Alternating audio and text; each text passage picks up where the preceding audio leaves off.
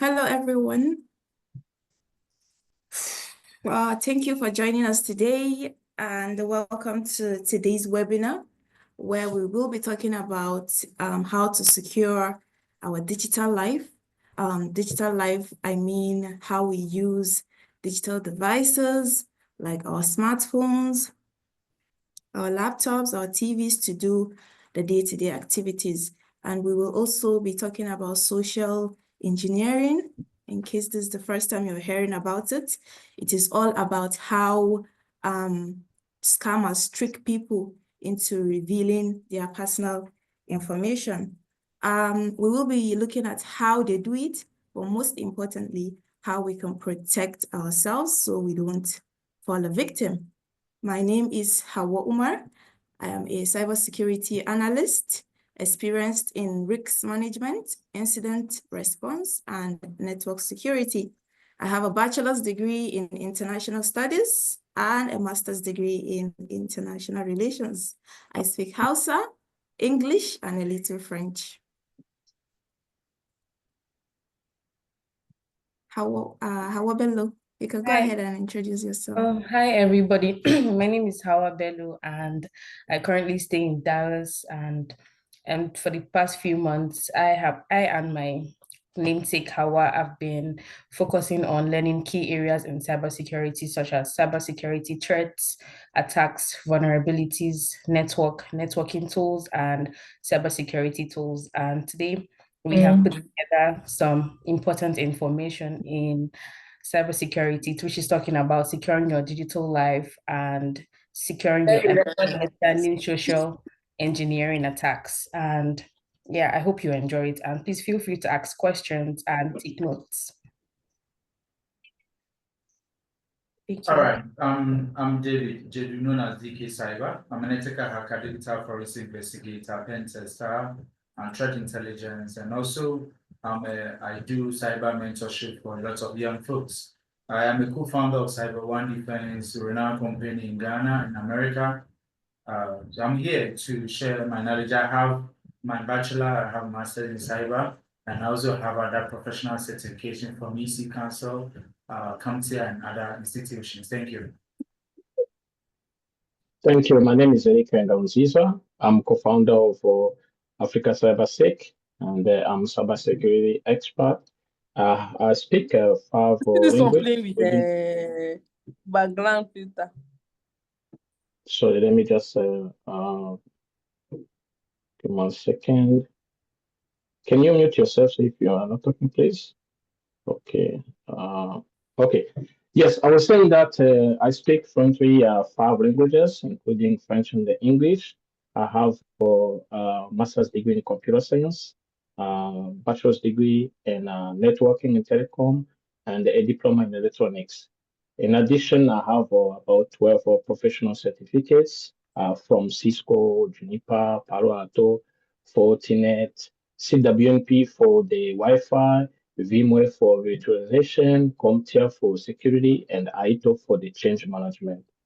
I have approximately 3 years of experience. I worked in Africa, North America, and I was, first of all, I started as a programmer, converted myself into networking, where I was designing, configuring, implementing security solutions for big companies like IBM or like BlackBerry, like CIE in Cote d'Ivoire, which is a company Ivoirian Electricité, and so. And now I'm a trainer in cybersecurity in Africa and also in North America. So thank you again for guys for coming. I know it's Saturday. You took your time, your free time to come and then hear what we are sharing with you. So you are not going to be. At the end of this day, you will be happy after getting this some tips and the skills and the knowledge how you can protect yourself while you decide to go to internet. So before we start, I want to share with you the cyber news. What's going on in the news? So last year, Interpol released the one report to show guys how this cyber attack is affecting all the sectors. So no matter what kind of a sector you are in, you have to know that you can be affected. So that's why we keep increasing our message to you guys to increase the security. So you can see on this image, for example, government. You can see how big the government is affected. When I say government, means anything about a public sector. You can have like a finance, which is a banking. You can have businesses. You can even IT sector also is affected. So that's why we give you this kind of cybersecurity awareness. You can know that we have to together to make sure that we are increasing the security of what we are our data. And I don't know if you know the company called the Beyond Trust. Back in December 2024, they got hacked. Beyond Trust is a company, is a big company specialized in what we call privileged access management. What does it mean? It means it's a remote access. Technicians, they use that kind of tools, for example, to support clients remotely. So they don't have to travel to go if there's any issue. They can remotely jump into your computer, they can jump into your server or any device. So in December 2024, hackers exploited two vulnerabilities and they were able to expose 8,600 instances, it means the sessions to the public. So you can see this cyber attack is a big issue. It's affecting us. Imagine even if it's happening to this company, maybe you are one of their clients. So if it happens, it's going to affect you. Okay, so now we are going to, after knowing what's going on, now we are going to start to describe some cyber attacks. So those attacks, it doesn't mean that we are going to talk about all the attacks. We are going to focus on the attacks affect all of us day to day. So Howard, the floor is yours. Okay, so like I mentioned earlier, we're going to talk about how these scammers try to attack you. And the first type of attack that I will be talking about is called the phishing attack. So this is a type of attack where the hacker sends you a fraudulent email pretending to be from a legitimate source, like probably from your bank or from a renowned brand or government agency. Just to trick you to reveal your personal information. So this type of phishing emails, they come with two features. First, it may come with a link for you to tap. Secondly, it may have like a time frame, maybe telling you if you don't use the link in 24 hours, it is going to expire. So for example, let's give an example of the phishing attack. Suddenly you receive an email from Facebook. And in that email, it is telling you to please verify your account. And to do that, please tap the link below.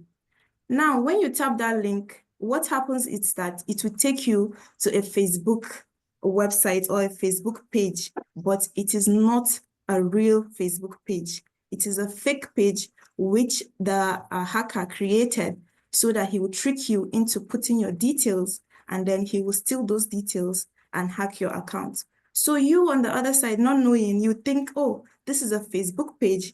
Let me try to log in and see what they are saying. And you put your username, you put your password and all your details. So as you're putting it, the hacker on the other side is seeing all that information because he's the one that created the site and sent to you. So he steals those information and go and sign in or hack your account. Now imagine if that account is a business account where you have a lot of clients, you have lost a lot of clients' contact, or if you have private messages on that Facebook, then it is going to be exposed. The second attack that I will be talking about is called the smishing attack. So the smishing attack is just like the attack that I just explained, but this one, they send it to you through text message. So all of a sudden, you just receive a text message from your, let's say, bank. and they're asking you to please update your email address or update your phone number, and they put a link and they say, oh, if you don't use this link, it's going to expire in 24 hours. When it comes to issues of a bank or bank accounts, we are very active. And you try to see, oh, what is happening? What do I need to update? Let me update it so nothing happens to my account. So you tap that link. It might take you to a page or a website that resembles your bank, probably your bank name, your bank logo, and everything. And then without knowing, you insert your credit card details, your PIN, password, and all those confidential information. That hacker steals those information and hacks your account. Next thing you know, your money has been stolen. The next one I will be talking about is called the phishing attack. So many people have fallen victim for this type of attack. It is the type of attack where the hacker calls you on phone, pretending to be calling from a reliable organization just to trick you into revealing your information. For example, you suddenly receive a call and the person says, hey, my name is Mr. Sam, for example. A First Bank representative. We noticed that your account is faulty and we would like to rectify it for you, or any story that they come up with and they tell you, oh, please verify so and so details. And you start giving your name, you start giving your bank detail, your credit card details, personal information, and next thing you know, you are hacked. So please be aware of this type of attacks, which comes in various forms. Thank you, Howard. Yes, as you understood, these three attacks, the first three attacks, I believe all of you guys have been affected in one of them. So now you understood how they operate. Now we are going to share with you what are the recommendations. What do we say what you should do? First of all, for phishing email like the scams, what you have to do, just check where that email is coming from. Make sure that you understand or you know the source of that email. Secondly, when we say hover before clicking, it means when you can just move your mouse on top of the link, don't click. So when you move the mouse on the top of the link, it will show you the source, the exact path, the address. And you will know, for example, if you was pretending to be Facebook, and you can see it will give you a real address. And then next, be aware. Sometimes when you read the context of that email, you understand that someone is like pushing you, like she said, in 72 hours, if you don't click on this link, it's going to expire. So just ask your question. Just think twice, three times before you make a decision.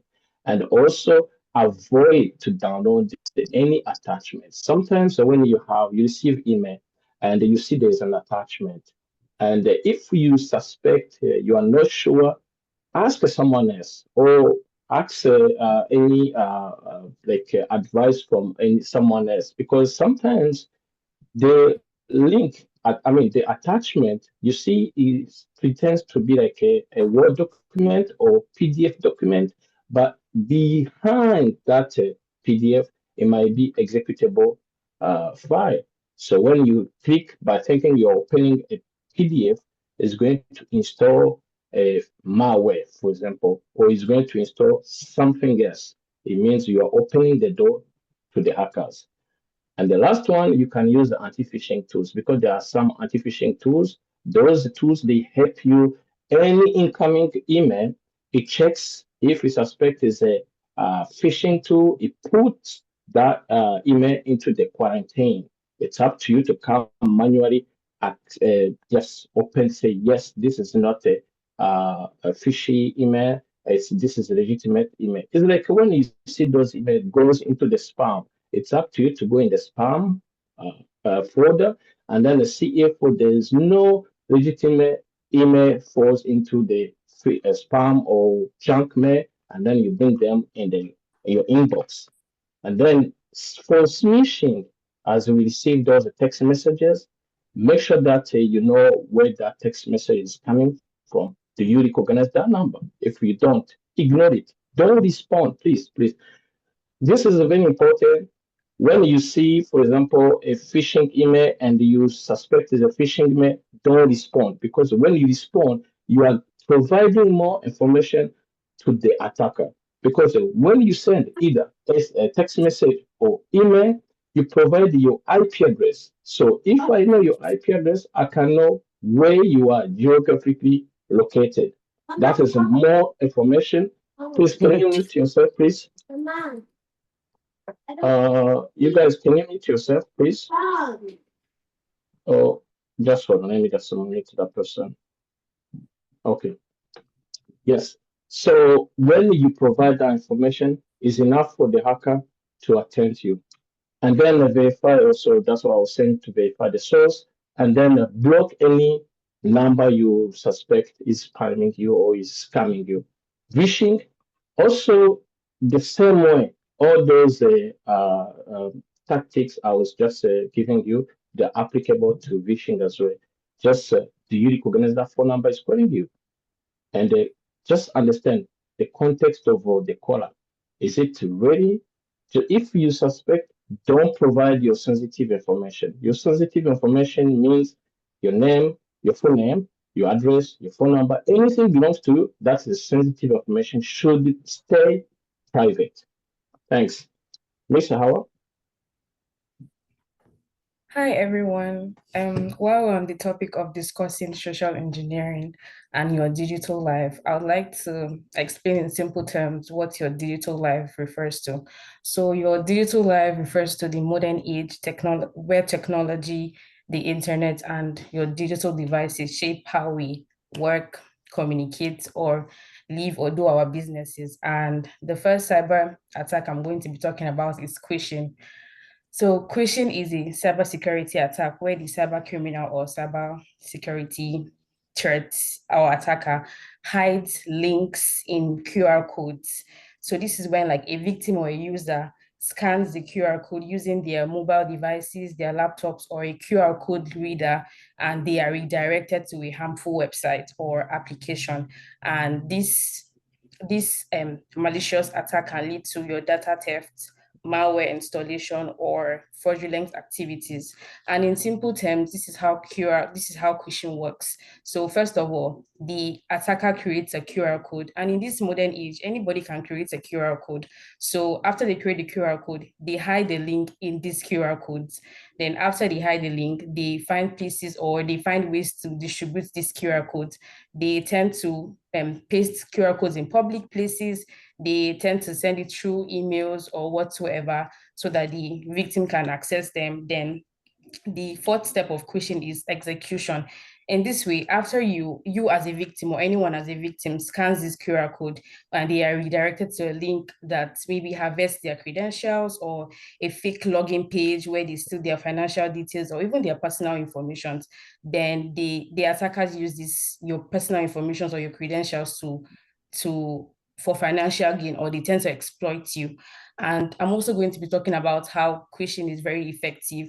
The first one is how QR codes are very easy. Like I said, they're very easy to create and nobody can detect them. Unlike the regular phishing, which my colleague has talked about, is when they send you like emails and you can suspect them, you can read them and see, okay, this link is off or there's something wrong with this email, then you tend to ignore.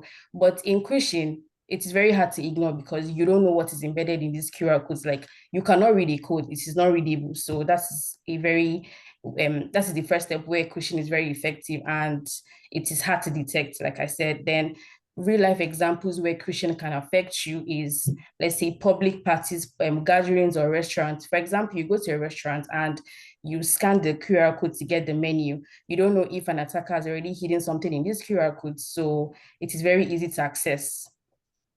Thank you. And I'm going to be leaving it to Mr. Eric to talk about recommendations.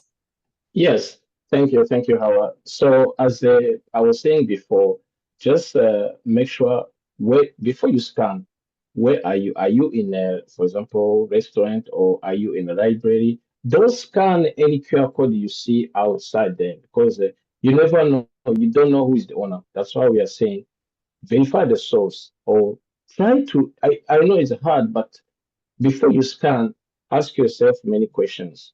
And also, there are some more QR code scanners available. You can download in your phone or you can download it into your laptop, because those the QR code will help you to scanner.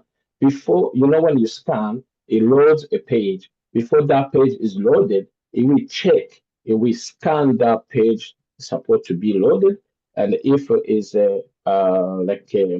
something like a fishy, it will block it, and it's not going to get into your device like your phone or your laptop or your tablet.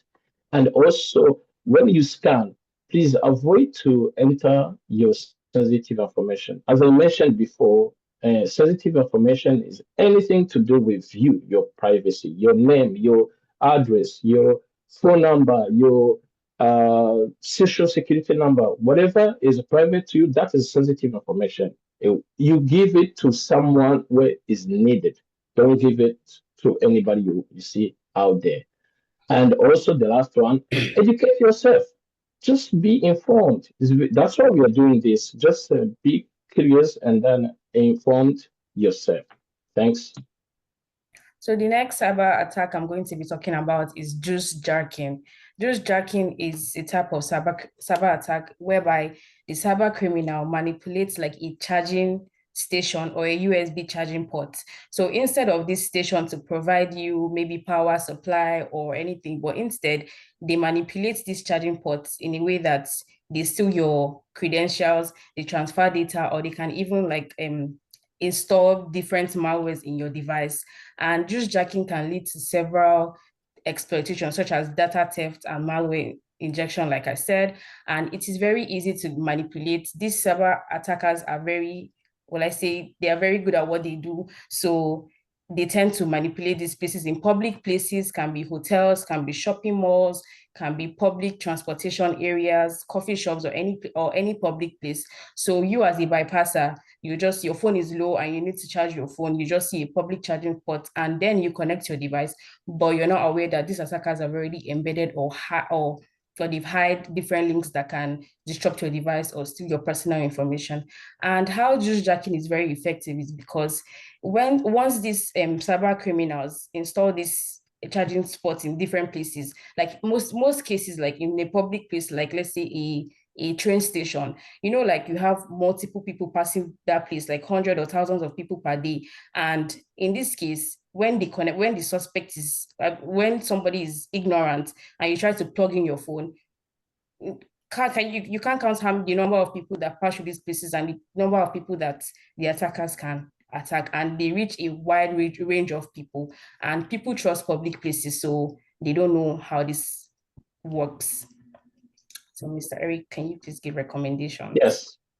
Yes. As she said that when you go in those public area and then you charge your phone or your tablet by using the USB, and if it's infected, immediately your device is infected as well. So this is a USB data blocker. Why? It's because nowadays the USB we have now, they can pass the data and at the same time power. So this box, instead of plugging your USB charger into the plug, you plug it just behind this box, and then this box is the one that goes into the wall jack. And this box, what it's going to do is going to block your data. So your data is not going anywhere. It will stay in your device. Only the power will pass. So it's very important. And this, you can find it in Amazon. It's very cheap. It's less than $20, but it will save you a lot. And the next cyber attack I'm going to be talking about is the evil twin attack. So an evil twin attack in cybersecurity is the type of threat where the hackers create a fake Wi-Fi network that mimics like the legitimate or original network, and it tricks the users or innocent bystanders into connecting. So once connected, the attackers can intercept your sensitive data, your credentials, your login credentials, your financial information, or even redirect you to illegal websites. And in this case, the attacker just creates a replica of the original network. For example, you're traveling and you're trying to connect to the Wi-Fi in the airport, and you see the name of the airline you want to travel with and the Wi-Fi in front. Obviously, you're not going to think about anything. You're going to connect it because you are entitled to this Wi-Fi. But these attackers have already hidden different things in the fake Wi-Fi you're about to connect. And when you connect, once you connect, some of them leak your information, some of them link your personal banking details, some of them even have access to your online activities or everything you're doing on your phone because they've already manipulated this Wi-Fi. And yes, so Mr. Eric, can you please give recommendations? Yes, thank you, Howard. So I know all of us, we love free stuff. So when we go somewhere, we see a free Wi-Fi, we jump on it. So our first recommendation just to avoid those free Wi-Fi. Why? Because you don't know the owner of that Wi-Fi, and you don't know, maybe it's a trap, and you jump on it, and here you go, you are done. And also, the second recommendation is to verify what we call SSID. SSID is when you go somewhere, you check the list of the names. The SSID is a Wi-Fi name. Make sure, example, if I'm going to a coffee shop like a Starbucks, so and I know how Starbucks is written, and you will see in the list Starbucks and then Starbucks instead of S. Maybe you never know. Just make sure before you choose that Starbucks web Wi-Fi free one. If you decide to go on a free one, and I will show you why. If you decide to go on free Wi-Fi, how you can protect yourself. Just make sure that you verify the name before you jump on the Wi-Fi. The third one, VPN. VPN is a virtual private network. The reason we are using the VPN, you can use it on your phone, you can use it on your laptop, your tablet, any device, VPN, even on your laptop, you can use a VPN. What the VPN is going to do is going to secure, number one, to put your traffic into what we call like a tunnel. And then number two, to encrypt every traffic from your device going to somewhere. Let's say if you are using your phone and you want to go on your bank, you are doing your online banking. So when you have your VPN, it means whatever transaction, whatever communication of your bank is under the tunnel and is encrypted. So in that case, you can use a free Wi-Fi because your traffic is hidden into a tunnel and also is encrypted. Next is, of course, to disable the automatic Wi-Fi connection. Sometimes when you go somewhere, boom, the Wi-Fi is automatically connected. Just disable that kind of feature. It's not good. Of course, use a HTTPS website. Why? Because there are two types of website. There is what we call HTTP website and HTTPS. You can see at the end there's the S. It means secure.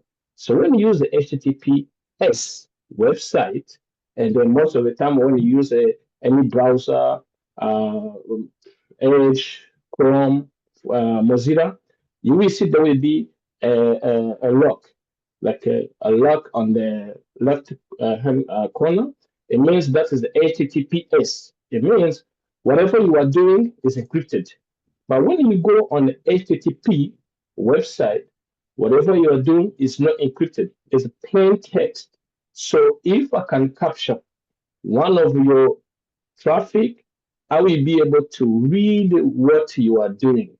If you are going to your whatever you are putting into your credentials like username, password, I will be able to read it in plain text. That's very important to use HTTPS. And the last one, MFA, multi-factor authentication. When you have an account, online account, you use a username and password. That's a single factor authentication, which is a password. But when we are talking about multi-factor authentication, it means more than two. I have my username password.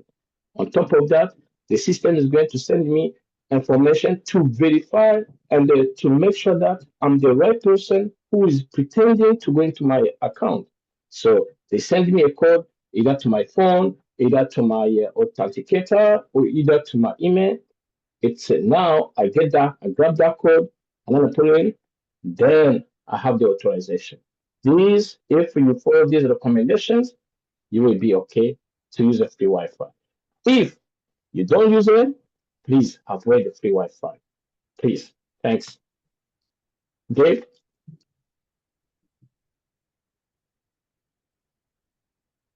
Dave? DK?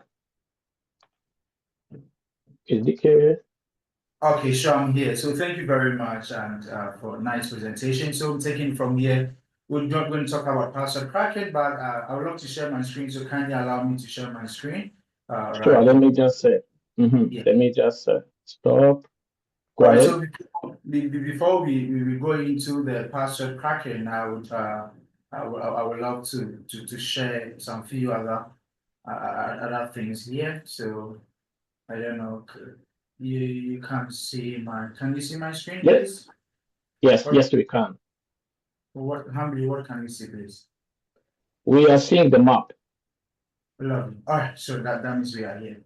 All right, so this this shows that yes, the cyber threat, cyber attack. So this lecture is very serious. We need to take this very, very serious. Now, we spoke at length. We're talking about phishing, how to detect phishing. I'm going to take you through some few minutes about the practicality of that. Then we'll go into password cracking, how we can crack password, right? So I'm an ethical hacker, digital forensic investigator. I've been in the field for almost 12 years now. So well, this is what I do for a living. So you have to listen to what is happening really in the area. Now, so we spoke about how hackers are able to send links around, talking about the phishing, right? So there's a platform that we can actually check to see if indeed the phishing is. We can check for those phishing. So let me go to. We have Harvard Nippon. So Harvard Nippon will check for my email. So here we have the fish tank here. We have the fish tank here. So here we report all phishing. So if you come here, today phishing that we have on the space are here, right? So let me go to a platform called VirusTotal. I will go to VirusTotal. Let me go to VirusTotal. So VirusTotal here. When I come to VirusTotal, I have file here and I have URL here. So URL means Uniform Resource Locator, the link that was sent to you. As you said, the link, you're not clicking the link. You can just copy the link and come and paste it. I have some pasted link here. So here, Ghana here, we had a powerful musician who is Shatawali. They said he was celebrating his birthday, so he was giving out some free data. So when you click on it, to redeem the data and some core credit. Now, so I put in here, then I just run search on these, the link that came. Quickly, they just brought to me that criminal, just aside, they just flagged this as phishing.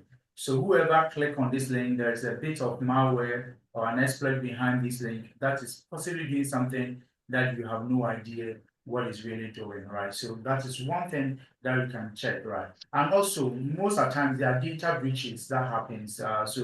Because of you click on a phishing link or something in your email, your email is being flagged, database has been collected about email. So just kindly come here, put your email here and run analysis. And the site is called pentester.com, or you can also go to Harvard Nippon.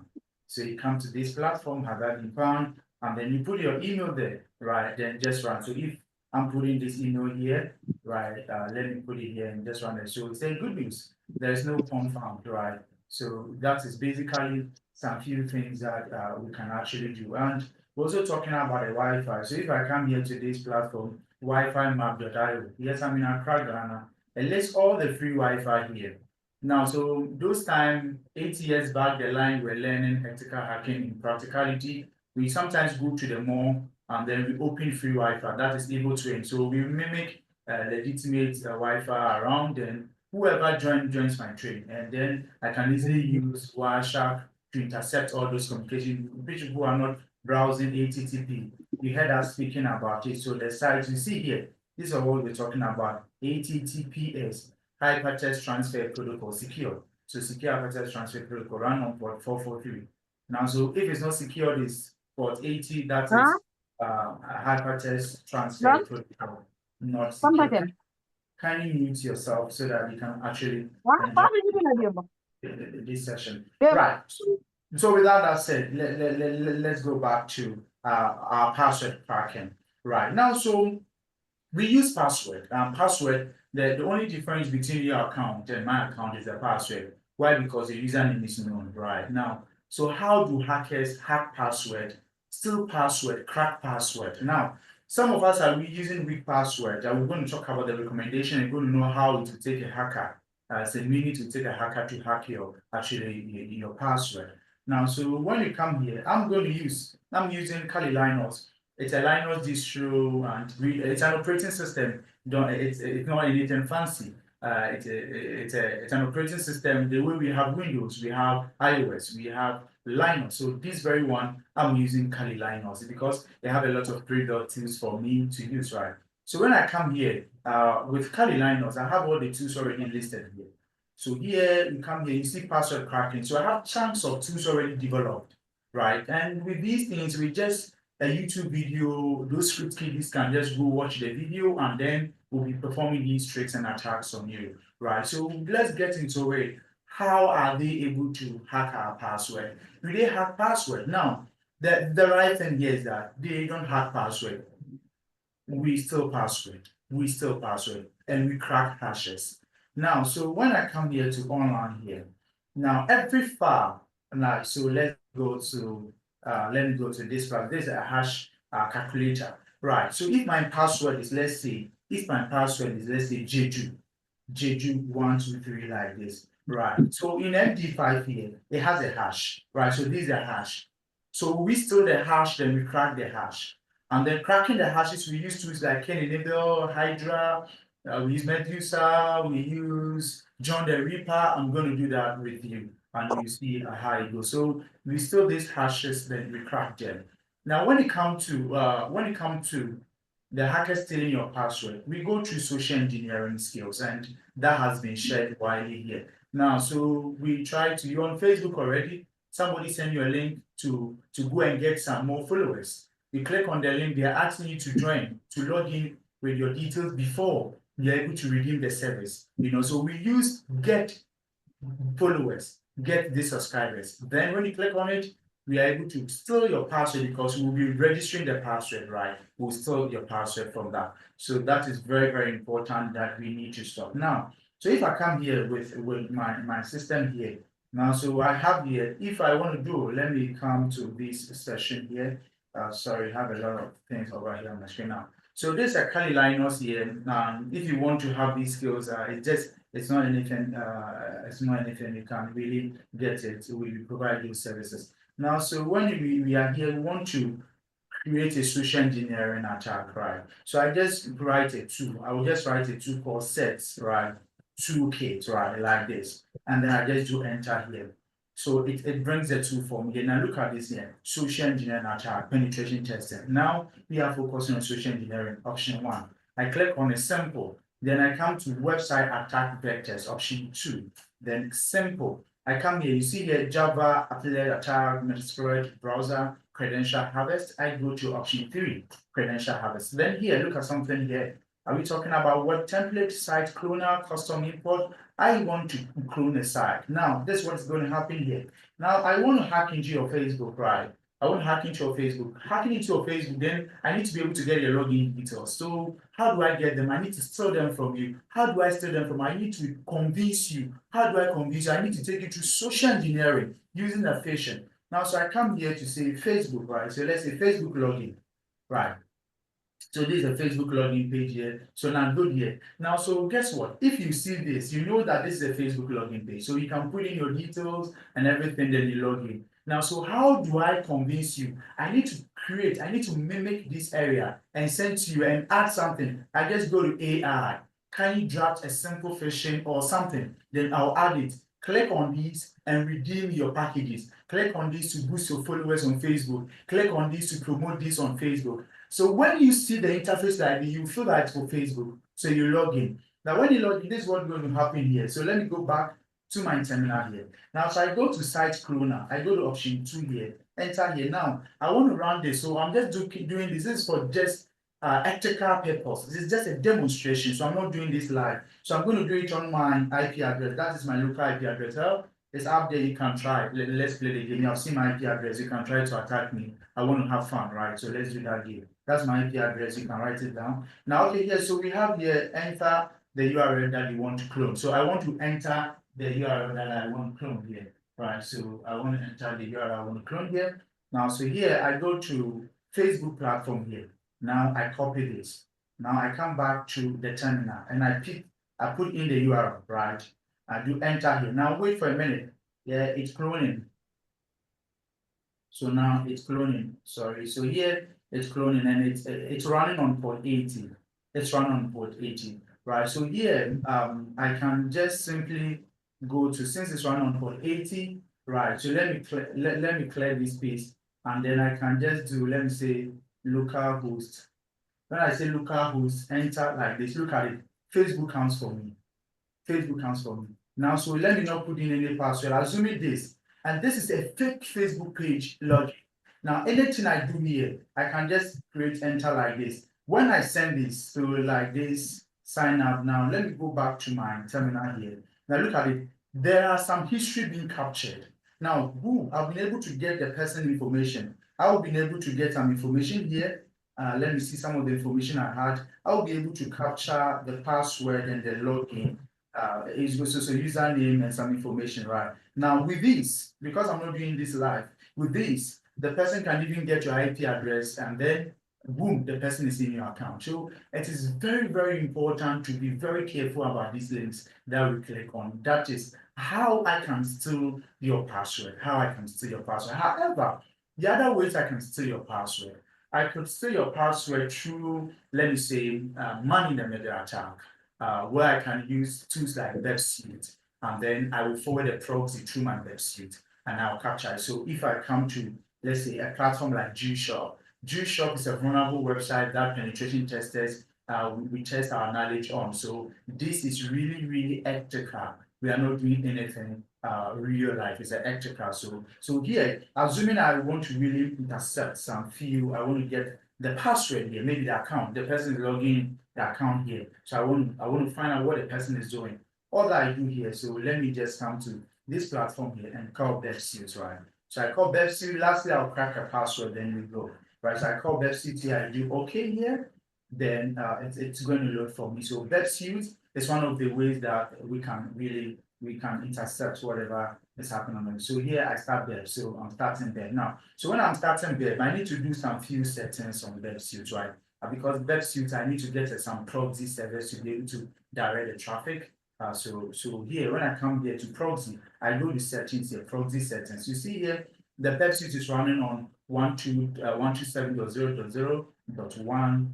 The port is going to be 8080. That means we are doing only HTTP, right? Now, so I come here, then I had already a plugin installed called the Firefox, right? So I just go to web here, and then I put on web like that. Now then I come to my GShop here, let me try to go to the account session. And if I go to account login session here, then on my WebSuite here, I go to proxy interception on. So right now, whatever communication going through my Firefox can be intercepted in my WebSuite.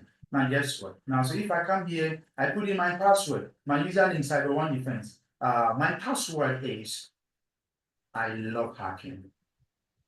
Right. So now this is my password. So that's my password for all my socials. You can try and log in. Right. So I log in like this. Now guess what? Now the request is being forwarded to here. It's being forwarded here. Now, so I get the post request. So because I'm posting it to the server. Now I was able to be intercepted here. Now, so in the interception, when I click on the post, look at something here, something happening here. There I have it. I have the username and the password. I love hacking. Now, so these are some of the basic ways these hackers are able to steal your password. However, how do we crack hashes? Now, so here, by virtue of this, I did something here for you guys. Then, if I do LSC, I have a file here. This is my secret. It has my credit card details, some information here. How do I crack it? There's password on it. If you think I'm lying, let me go and show you that there's password on it here. So if I go to folder here, directory here, it can be found on, I think it can be found in the opt directory. It could be found in the opt directory. So it could be found in the opt directory. So let me go to the opt directory. here, go to up directory here, I think it could be found in webinar, right? Okay, enter here. Now this is the file. Now if I try to extract the file, because it's a zip file, I try to extract the file here. So here, let me try to extract it to somewhere. Let me say here, extract it. Ask me of my password. You cannot perform this time because there's password on it. So how do I get the password here? Now to get this password, because the file, it's a file, I need to get the hash value of the file. Right. So first, I'm going to use a tool called John, and John is one of the password cracking tools. So we have the popular ones for offline.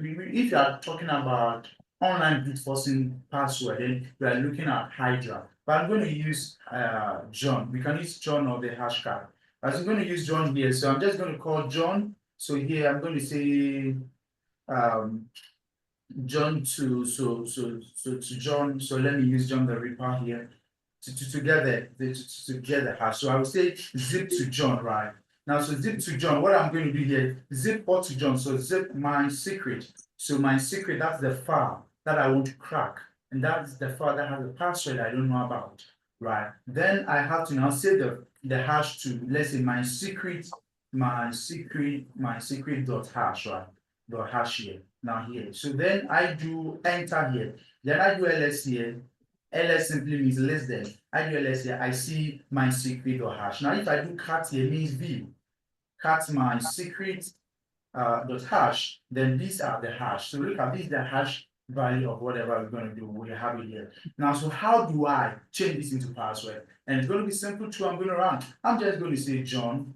I'm just going to say, call me John. So John, I define John to a word list right now here. So here, let me come to here and close this side here. Now, when it comes to password cracking has, we need to have a word list.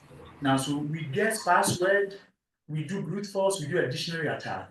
Now, so in Kali, something happened way back in the years whereby hackers are able to get a lot of password, including yours, because there was a data breach, yours was bad. So they've harvested that and put them into Kali, and where can they be found? So let me say here, let me go into CD, into the user, into the share, into the word here. Now enter here. Now I see here, I see rocky.txt. So if I see something, right, something is going to happen, I might drop it because it's a big file. Catch rocky.txt here. I do enter, I look at it, millions of passwords, and it could go on and on and on and on. All these are passwords. Let me stop this. Right, all these are passwords, right, harvested, right? So these passwords are already in my Kali liner, so I don't need any password list, right? I can also create a password list, I can generate a password list, and how do we do that? We can use Crunch, other tools to do that. Sometimes we gather information about you, they get to know what you do and how you may set your password, right? So that's that. So here, let me come here. So I'm going to use the word list here, and then I'm going to, what am I cracking here? I'm cracking I'm cracking what we call the my secret or hash, right? Enter here. So then let's see here. Let's see what we have here. Let me see. Okay, here let's see. Okay, has been cracked before. So no hash. That means that whilst I was doing this, the more I can create a new file and crack it. It has been cracked before here. Let me see. So it's not allowing me to crack it again. So basically, this is what really happens. So we can just call out word list, user share, and then to the word list, right, and to the list, and then we'll be able to crack the password. So really and truly, when it comes to password cracking, we crack password. So I can come here. If I come to this side, I have another hash here called MD5 here. If I want to crack this MD5, I want to use a different drift-time permitting, I can use hashcard. Right, so I can say hashcard minus help right here. So if I say hashcard minus help, this is how we can use the hashcard. We are going to use it against word list here. So this is the command to run. And then we are talking about the MD, we're talking about the MD5. So we're going to use the 0. Right. So MD5, I can just say here, I can say hashcard. I can say hashcard here. Right, hashcard here. Then the command here, I do -a, that is the attack method. So the attack method, so I can say -a here, then I say -0 here. So I have already the command in here. Then here to my word list here. Then I look for my hash here. The hash here was let me see here. let me see before that, I think, let me just scroll up. I will just take some few time. So this is all the password types the hashcard could crack at a time, right? So you can easily crack this at a time. So that was saved, and I want to see my list here. So MD5 hashes, right? So let me scroll all the way down here to MD5. All right, sure.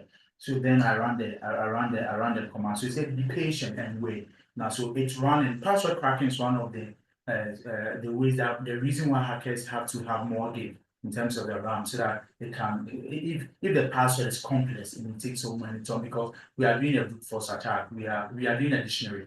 So we are going through a list, right? So look at something here. The status of it is what? It's cracked. The status is cracked. Now, so the password in the hash is David. The hacker has been able to crack the password. Now, so this is how we crack password, and this is how we see a password. Now, what can you do to protect it? We have already spoken about all the protective mechanisms. Take them seriously. You've seen how the phishing attack works, and then one of the things to do is that we need to set a strong password. Then it comes back here to my last, and then we invite the next person to present. Right, so I come here to password monster here. Now, so look at my password is, let's say David. Let's say my password is David. David 123, like this. Look at it takes how many minutes? 29 minutes for a hacker to hack this password. Now, so how do we set strong password? Now we say we have password setting mechanisms. Now, the password must have upper letters, lower letters, special characters, must not be too short. So here, I want to set password, right? I didn't want to set password like David.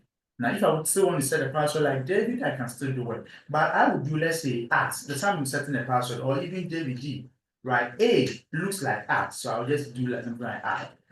And the I here looks like exclamation mark to me, right? So I can just use exclamation mark like this. And I say D here, right? Because it has not met the standard, it has to be more than 12 or 8, right? Still 5, right? And I add some few things to it. So here, let me say, let's say GH, let me add some few numbers to it. Now, see, look at this. It takes 1 year for a hacker to hack this password. So, you see, it's a little bit stronger because nobody will spend 1 year hacking your password. You get the point here. So, this is how I could really check my strong password. I can also use phrase, the day I had a broken heart, and I'll never forget that. So, I had a broken heart. So, I can use a phrase to create a password. Then again, I have a system. Now, I will recommend something to you. I have a system like here. I have a password. Let's say my password. I've written down my password now. So assuming I have written down my password into this book, right? I've written down my password, and this password is saving a seed. Anytime I want to, I can go for it. Do you think it's safe? No, because my wife can easily go for the password and still crack me, because we're talking about cybersecurity, we're talking about privacy. Now, so here, I can write down my password. This is the trick I'm giving you. I can write down my password. Let's say David at Jedu123. But when I'm inputting into Facebook, I start from behind and come front. And this technology, when it comes to cyber, we call it reverse engineering. I'm reversing your mind. So my password can be written down, but I have a midpoint. I start from the middle, I go left, I come right. Thank you very much for being part of this practical session. I leave it to you, my directors. Yeah, thanks. Can you stop sharing? Then I'm going to share myself as well, the All right. presentation. Okay, perfect. Yes. Okay. So let me, okay, here, Zoom is here. So, yes, okay. Okay, I was using Zoom online. Okay.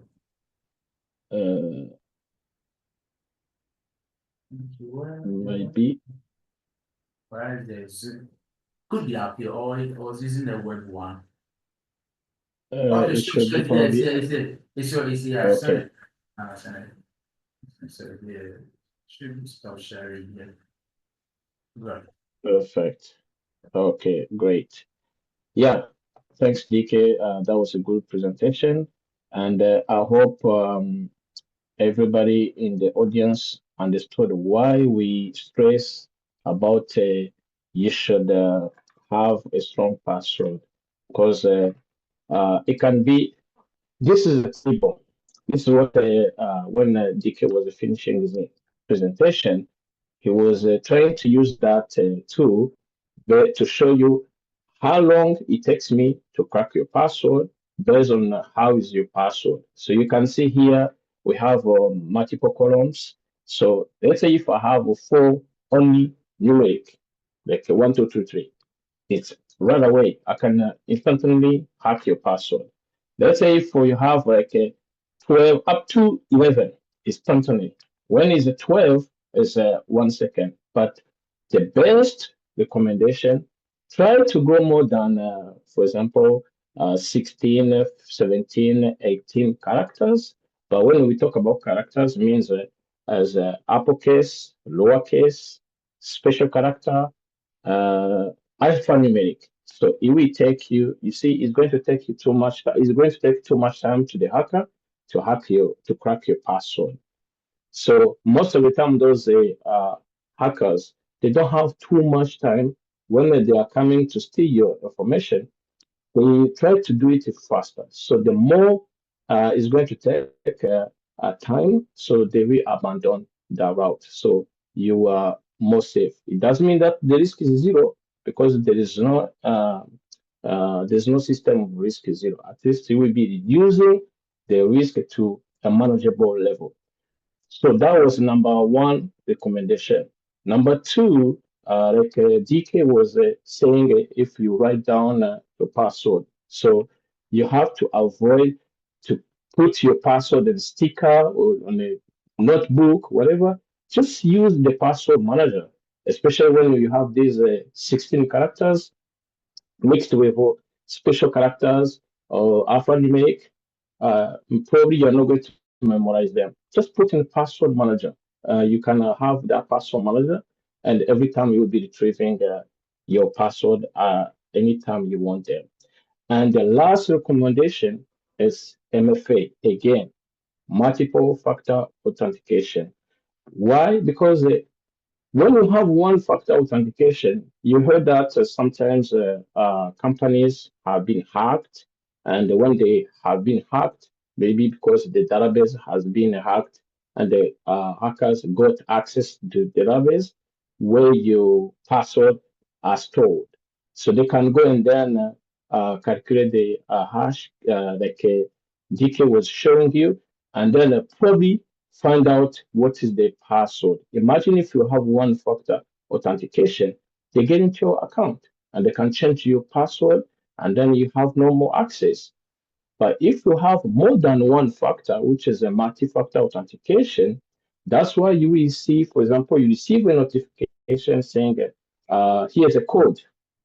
At that moment, that is like a wake-up call saying, hey, be careful. Someone know your password and is trying to get into your account.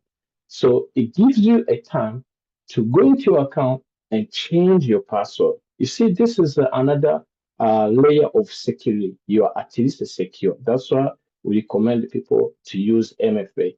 MFA is enabled anywhere. You can use it on your WhatsApp, Facebook, all those software, they support MFA.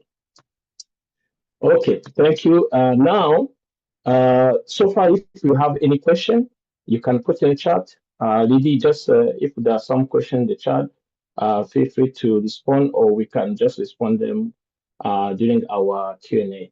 So today we show you different attacks and the DK and the recommendations as well for those attacks. And the DK also gave you a good demonstration, which was covering whatever we said before. Now it's time to present you our services, because sometimes it might be hard to do by yourself. It's better to go and then seek advice from experts or seek advice from other people. That's why we are sharing also the services we offer to people, cybersecurity services. So the first one is security assessment. So we come into your company and then we assess your devices. So we know what kind of devices are you using, what kind of software are you running into those devices. Are those devices not part of some available devices? Are those software up to date? So that is the first service. The second one, which goes at the same time with security assessment, is vulnerability management. Because when the hackers they come into your system, it's because there's a vulnerability. So then they can exploit that vulnerability. And then from there is where the risk comes on. Risk, that is a risk management. Risk equals a vulnerability plus a threat. A threat can be human being, a hacker, or it can be environment. Let's say if there's a snowstorm, there's an earthquake, there's a flooding, that also can be a threat to your system. So once you have a vulnerability exist and the threat knows the vulnerability exists and exploit it, then you have the risk. Our responsibilities as the cybersecurity professionals is to reduce that risk to a small amount, like a manageable level. As I said before, there's no risk equals zero. So then when we come into your company, we check what kind of risk, what can be impact if something happens. When we are talking about impact, we check the qualitative impact or quantitative impact. So, and then we give you a report, and then we can give you advices as well. And we help you to set up security policies, for example, for the onboarding when someone comes into your company.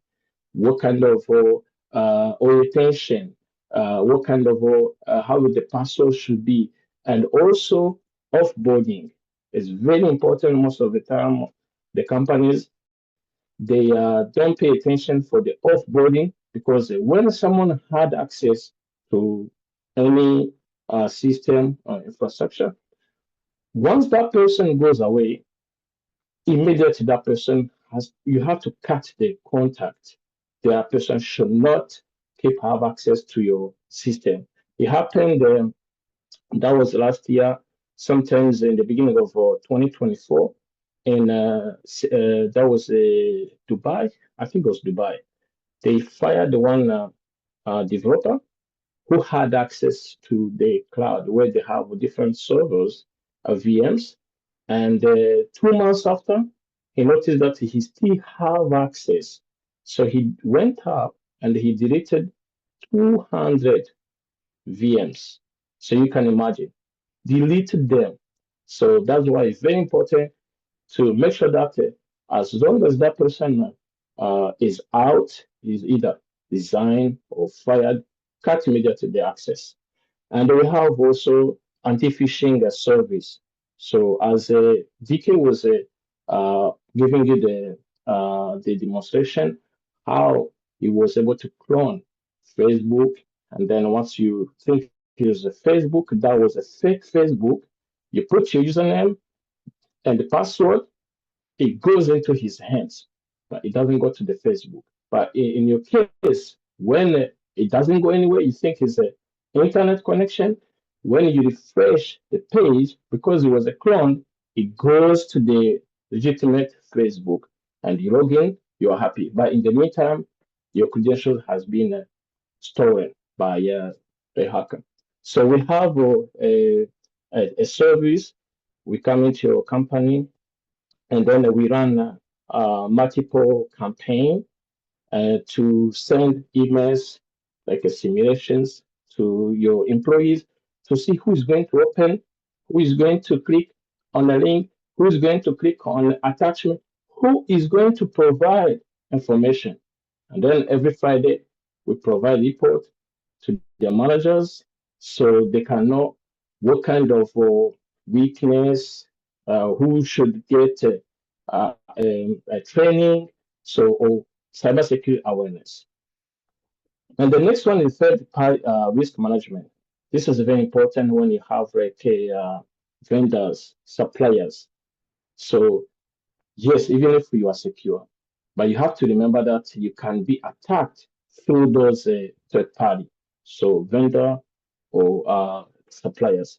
It's better to know what kind of security they have to be aware, because most of the time when you have a relationship between a vendor or supplier, you tend to not to put too much pressure, but it is very important to know that you can be attacked through them.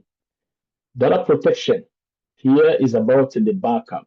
So we have a service about offline backup. What does it mean? Most of the time, when the hackers, they come and then they hack you, they cut immediately your system and the way you have your backup. Usually we recommend to have 3 backups. When you save your file, we ask you to save 3 different locations, just in case something happens.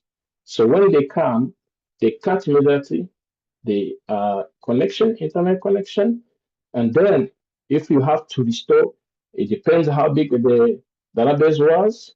It can take weeks, months. So our service, we build a mirror. So when the hacker comes, they get access to the mirror. They don't get access to the real data. So what we do, we come and then we destroy that mirror, and then we build a new one.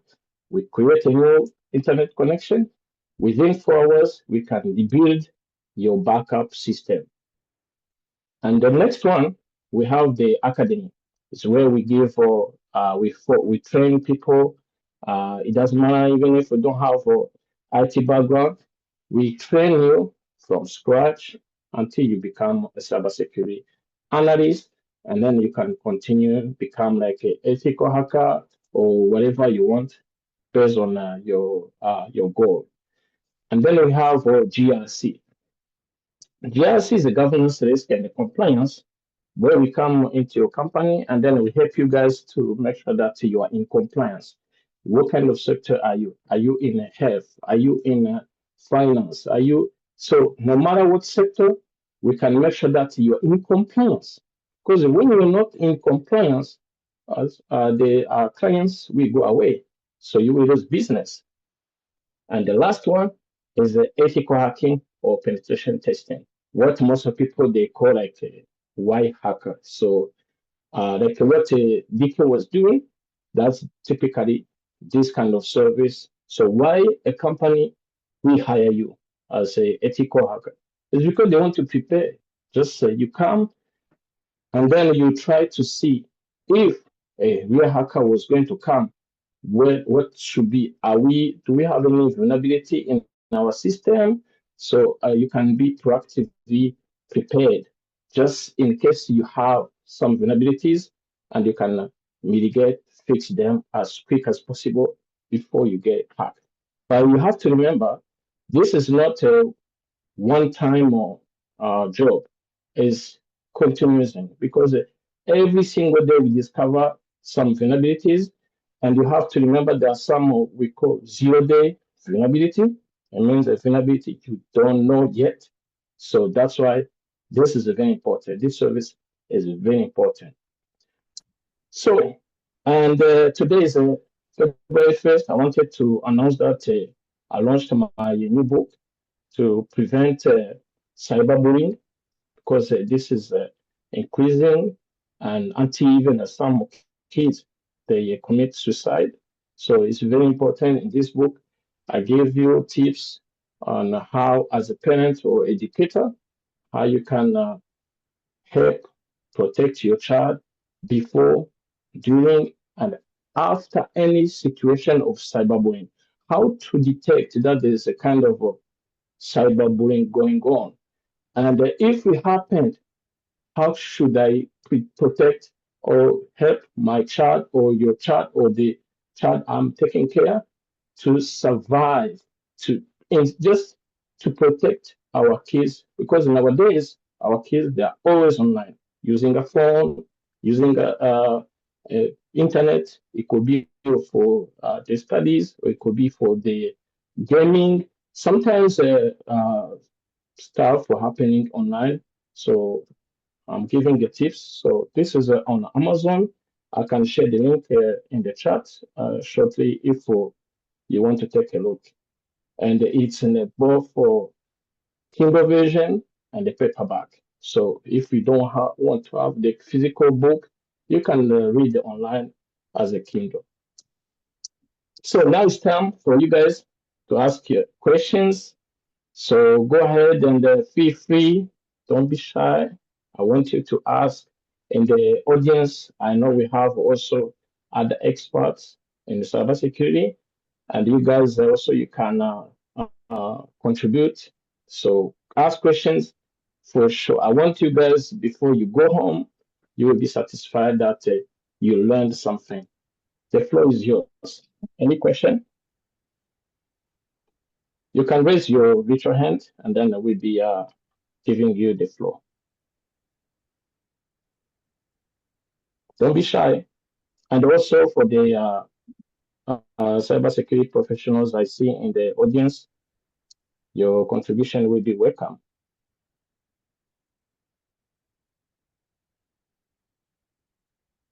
No more question? No more question, Eric. But thank you for your presentation. It's very, very interesting. So I have a question about David. David for David. DK. DK. Yes, please, I'm here. Yes, please, Yeah, I'm- yes. I have a question. So you, I saw that you show some technique for password cracking. So your recommendation is to use password or abandon the password technique, because there are many other techniques for protecting our data. So my question is, while we do we continue to use password, for you is a good technique using a password? So you asking if it's a good technique using a password. Yes. So because that's why now we have advanced version where they have the password managers that really stores your password, and also an enhanced version that we are having what we call the MFAs coming through. When it comes to password, I believe that is our key to our door, our key to our virtual door. We cannot do away with it, because if not, we have a bare door for people to enter. So we need to really treasure the way we keep our password and the way we store password. And that's why I was coming from an angle that we don't only hack password, but we steal password. So somebody will feel that, okay, well, my password is too strong for a hacker to hack. But then again, he will just lose himself for a hacker to steal the password. So that's where we're coming from, that we need to, even if the hacker is able to steal the password, have an authentication layer that will prevent a hacker from able to get access to your account.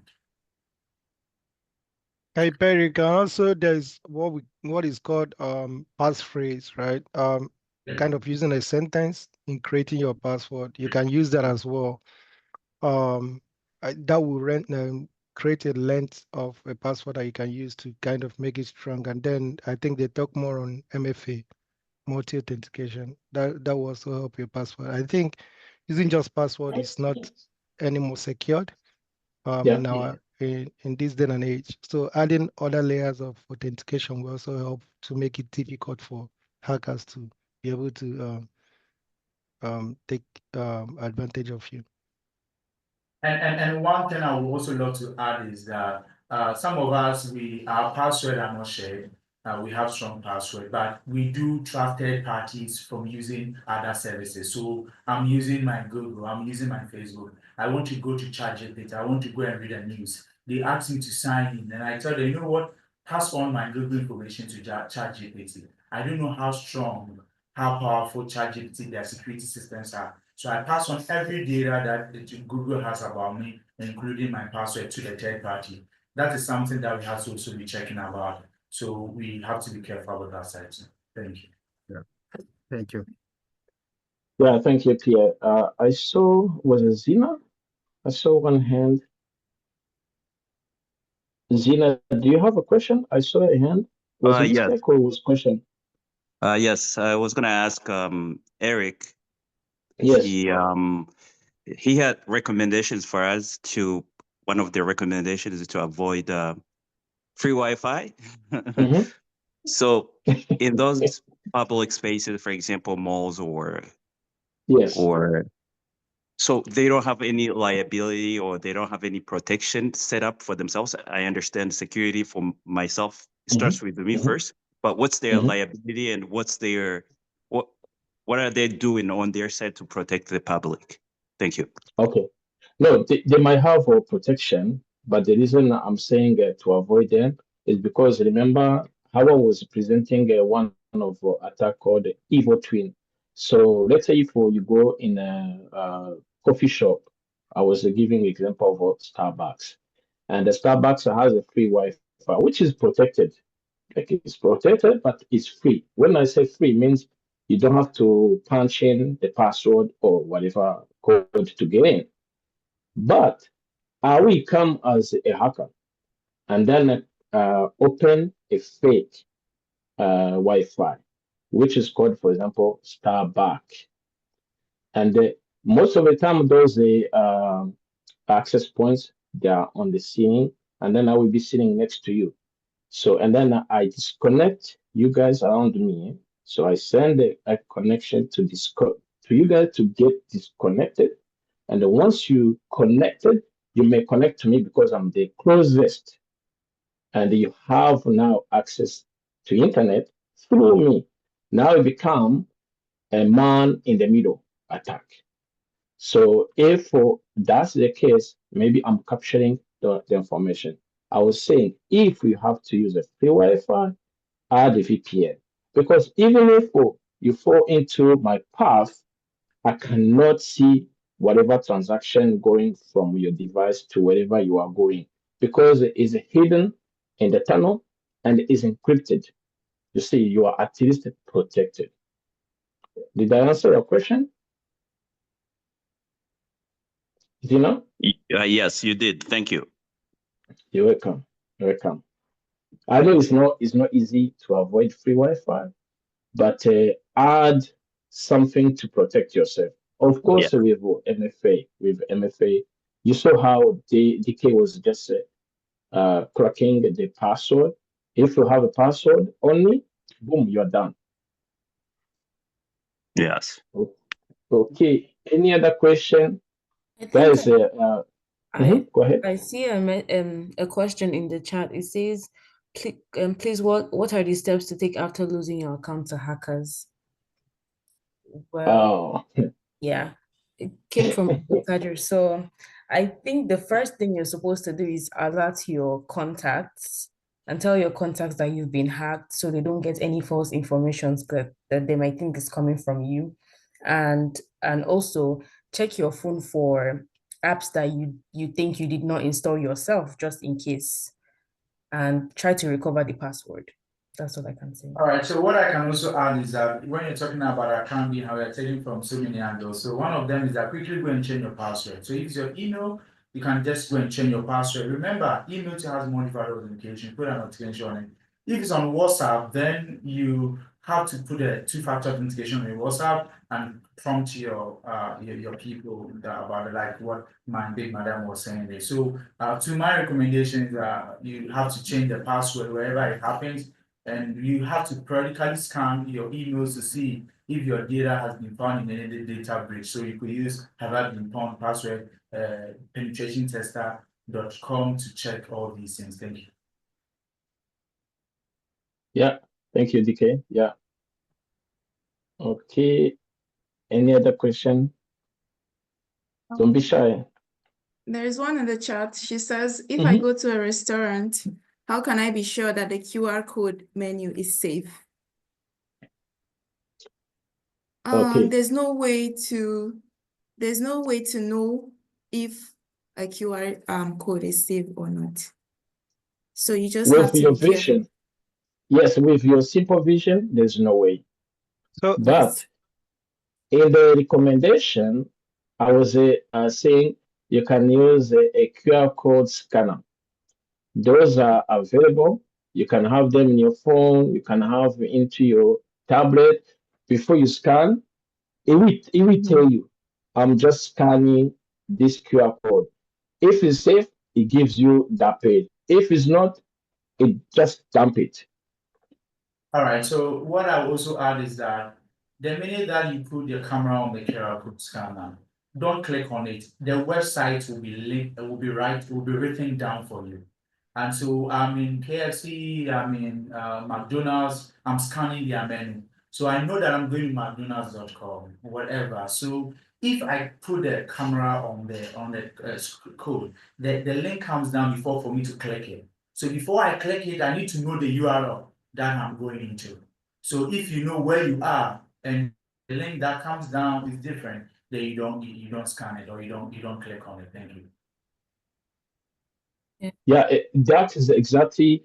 Remember when we were saying about the phishing? You hover on top. You mean you put the mouse on top of the link, and then no clicking. Yeah, just you move the mouse, and then it will tell you the path, the exact URL behind that whatever link.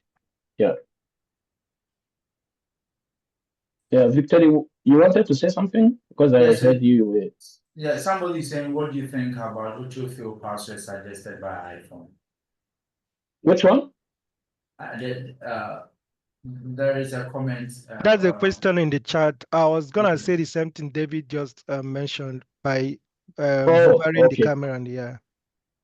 Okay, perfect. Thanks for the contribution. Yeah. And Mr. Jimmy has a suggestion. Yeah. Mm-hmm.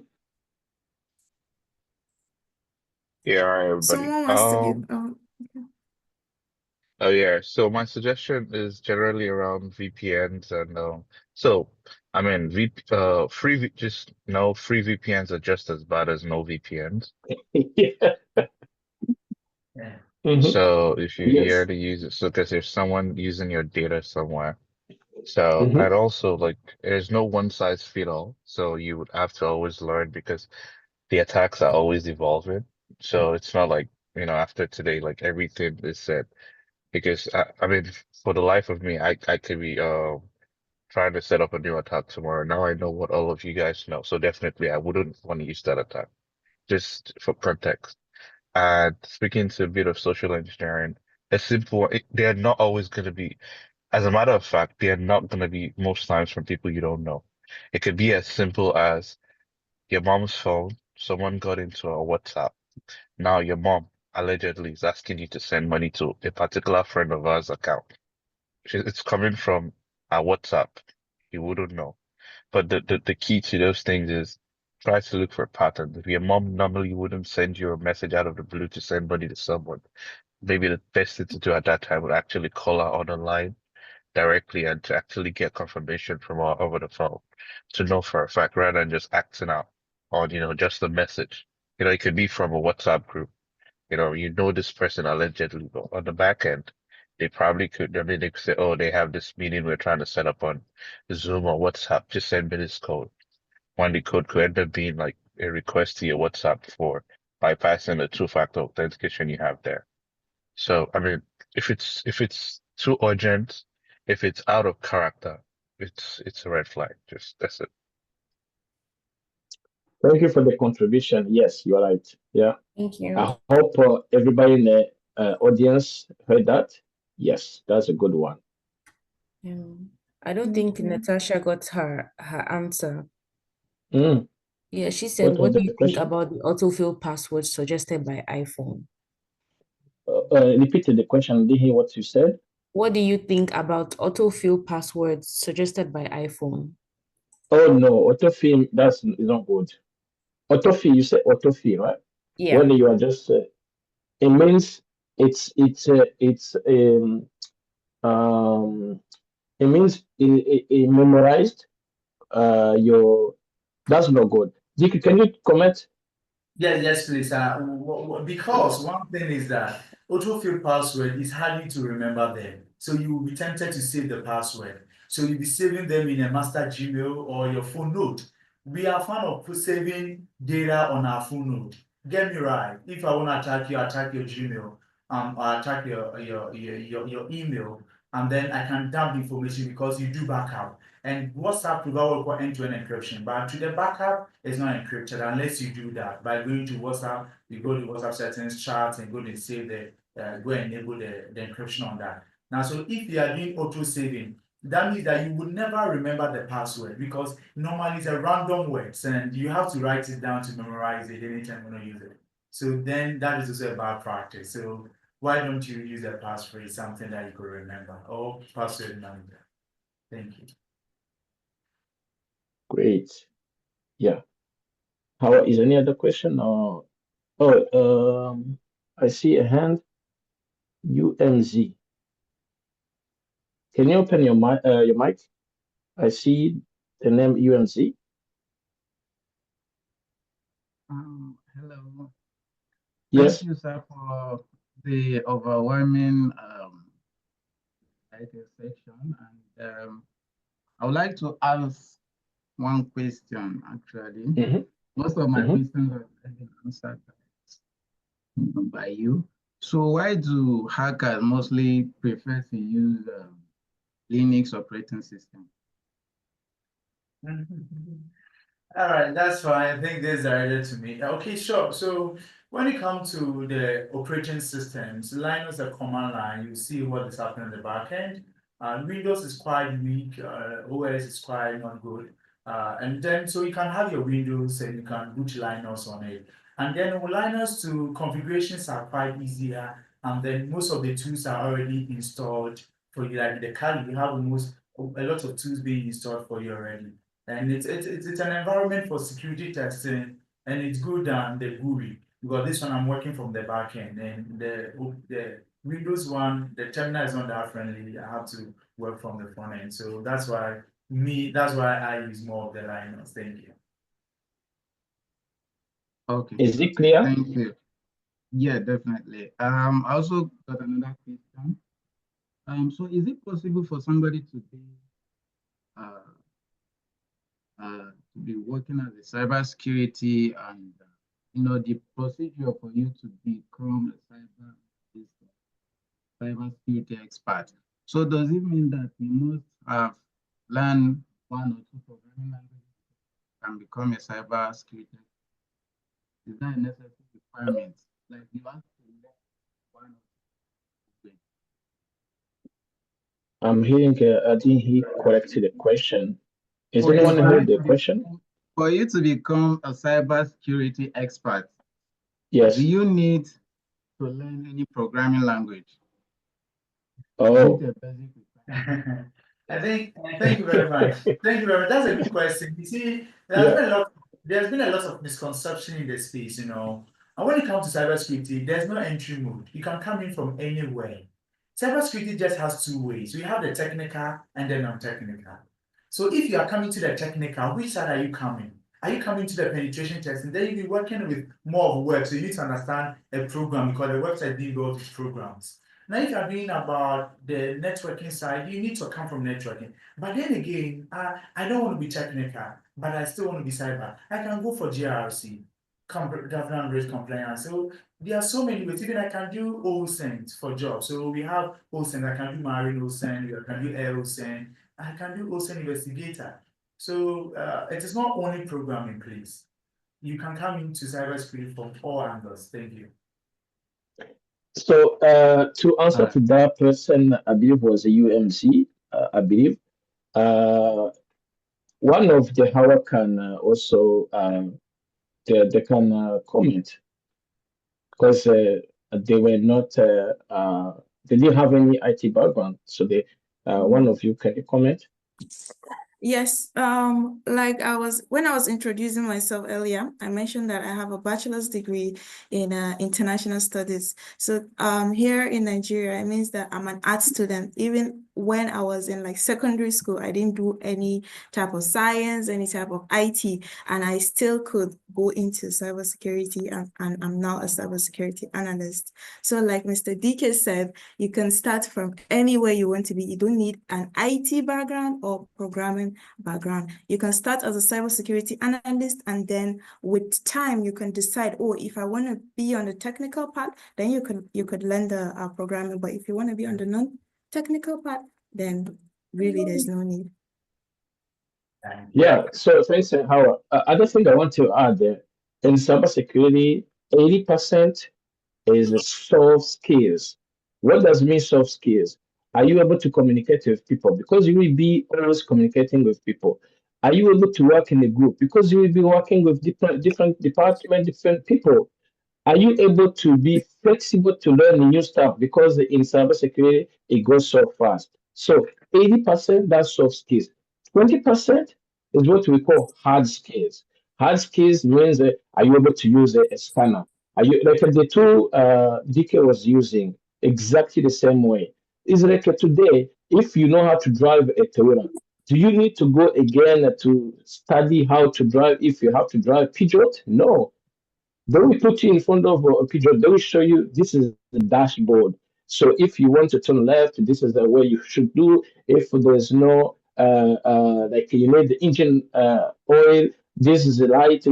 Come on, exactly the same way. Just to show you, to summarize, you don't need IT background to get into a cybersecurity domain. I hope we answer your question. Did we? UMZ? Yes, certainly. Thank you. I'm Yeah. done already. I'm eating mine. Sorry? Drink. No, I'm done already. Do you have a question? Drink. No, I don't think Oh, so. Drink.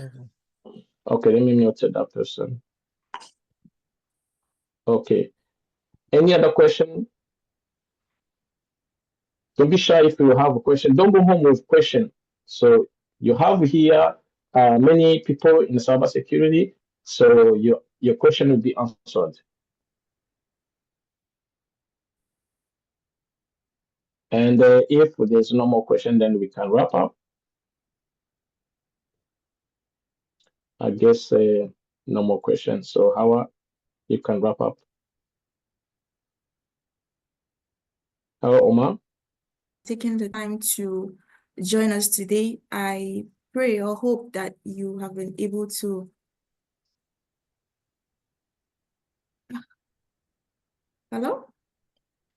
Yes, Can we you, hear can you. you, We can hear oh, you. I pray that you have been able to learn one or two things about how these hackers can hack you, number one, how to detect these attacks, and most importantly, how to be safe so you will not fall a victim of this attack. If you have any more questions that you don't want to ask here, this is our contact. You can reach out to us, and I will be more than willing to answer and provide more information. Thank you, everyone.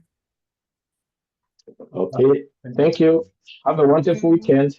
Thank you, guys. Okay, You all. okay, bye.